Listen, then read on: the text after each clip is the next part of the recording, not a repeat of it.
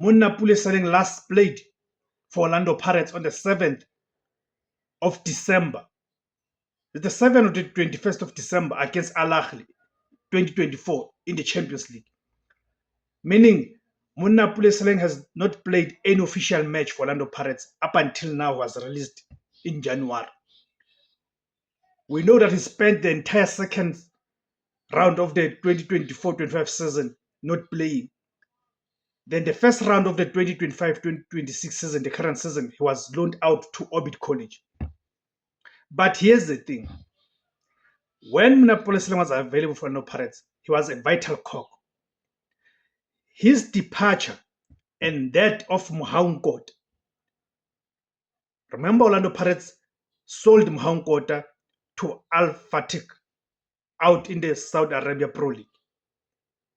So Orlando Pirates lost the winger there.